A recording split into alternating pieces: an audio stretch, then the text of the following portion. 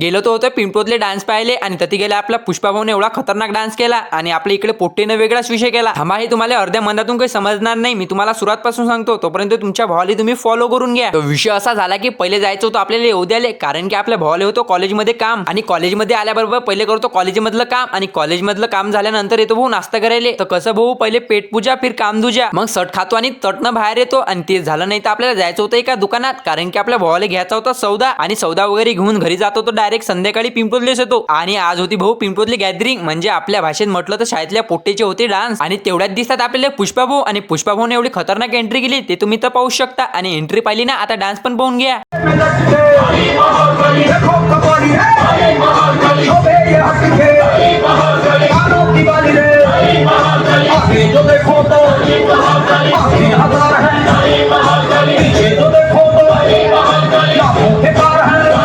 पुष्पा भाऊचा dance वगैरे झाल्यानंतर होता भाऊ छत्रपती संभाजी महाराजांचा पोवाडा. आणि महाराजांचा पोवाडा बघितल्यानंतर तेवढ्यात दिसते आपल्याला काही इंस्टा फॅमिली. पहिले ते त्याची भेट वगैरे घेतो आणि भेट वगैरे घेतल्यानंतर तेवढ्यात दिसतात आपले गावातले पोट्टे. आपल्या गावातले पोट्टे आपल्याला तर भेटतातच, त्याचा विषय थोडा वेगळाच आहे. बरं, पिंपळले आलोच तर चला म्हटलं परशुराम महाराजांचे दर्शन करूनच जा. तसं तर आपण पिंपळले रोज येतो, पण दर्शन करायला आपल्याला कधी टाइमच नाही भेटत. आज टाइम भेटला तर म्हटलं आज दर्शन करूनच जा. मग पोट्टेची भेट वगैरे घेतो आणि तिथून येतो भाऊ मंदिरात. मग मस्त परशुराम महाराजांचे दर्शन वगैरे घेतो आणि दर्शन वगैरे केल्यानंतर अजून आपली काही इंस्टा फॅमिली भेटते. आपल्याला जे आपली इंस्टा फॅमिली भेटते सर्वला आपण व्हिडिओ मध्ये घेऊन घेतो. तुम्ही ते सोडा, पहिले हे पहा, तिकडे तर डान्स चालूच आहात पण इकडे आपल्या पोट्टेने वेगळंच नाचणं चालू केलं. चला आता भाऊ आजच्यासाठी एवढं असतं. भेटूया एक नवीन ब्लॉग मध्ये, आणि व्हिडिओ आवडला असेल तर आपल्याला फॉलो पण करून घ्या.